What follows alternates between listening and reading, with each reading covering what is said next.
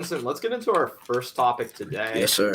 Let's talk about the camp battles. We got to start with the most obvious camp battle. Come on. Yeah. I didn't want to have to start the show this way, but I feel like we kind of have to. Vincent, Mhm. I guess for you with the quarterback battle, do you think there's any way Trey takes over Jimmy as the starter before week 1? That's my first question. If he's ready, he's prepared, then yeah, I think he will be the starter week 1. I think there was one clip on Twitter or a throw that George Kittle was talking about that, not many fans can really picture Garoppolo making that throw.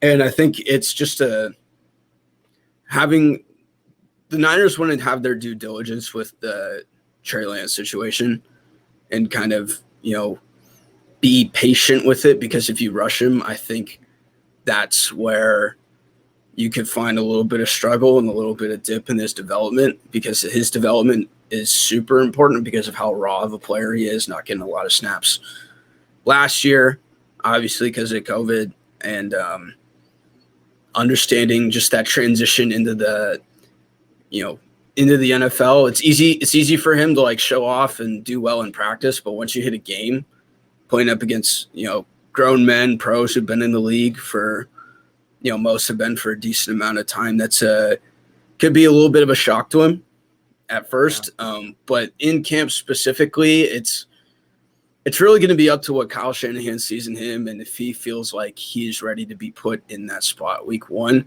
And I think knowing that you have 2 games in the first 2 games of the year to kind of that you could really take advantage of if you take it seriously. Like Detroit and the Eagles aren't the 2 best teams in the world, but It's the NFL, man. If you fall asleep against these teams, they're going to beat you. That's true.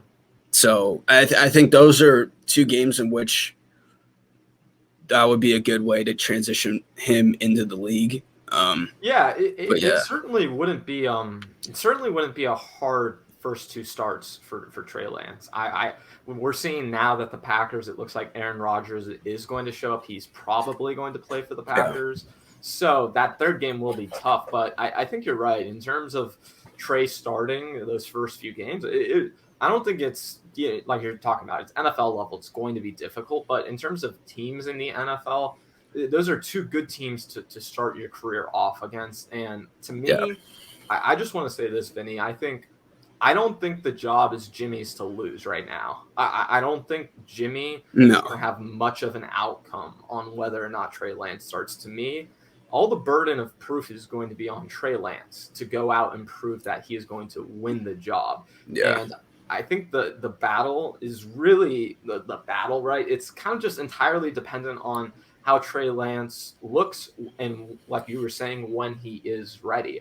I think the only issue I kind of have with the whole Jimmy Trey thing is that people, and this might be an extreme word to use for this, but I think people are a little delusional with Jimmy because they call him a winner, right? They say, oh, we're just going to start Jimmy, and the 49ers are just going to win games with Jimmy Garoppolo. It's what he's always done.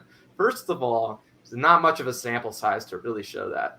Second of all, if you actually go and look into it, and Grant has mentioned this a bunch of times before, so I'm not going to pretend like this is a brand new thing I've just came up with. It's that in his last 14 starts, Jimmy Garoppolo is 8-6. Yeah. So he's better than 500, but to me, he's not the type of quarterback who's going to elevate the team around him. I think that's pretty clear. He's very solidly a tier 3, maybe even a tier 4 quarterback. So, so getting back to camp though, and how the battle is going to play out, I think to me in camp, it's all about Trey Lance getting ready to go out and show how good he is. To me, if he's going to win the job, it's going to happen in preseason. If he goes out in preseason and has a Dak like preseason or a Russell Wilson like preseason or any of these quarterbacks that we've seen in the past come in and really light it up, I don't see any reason why the 49ers would be willing to hand the reins over to him. Unless, like I was saying earlier, they're under the idea that they think they can win with Jimmy Garoppolo. But like we've seen with Kyle recently, doesn't really seem like he believes all that much in Jimmy.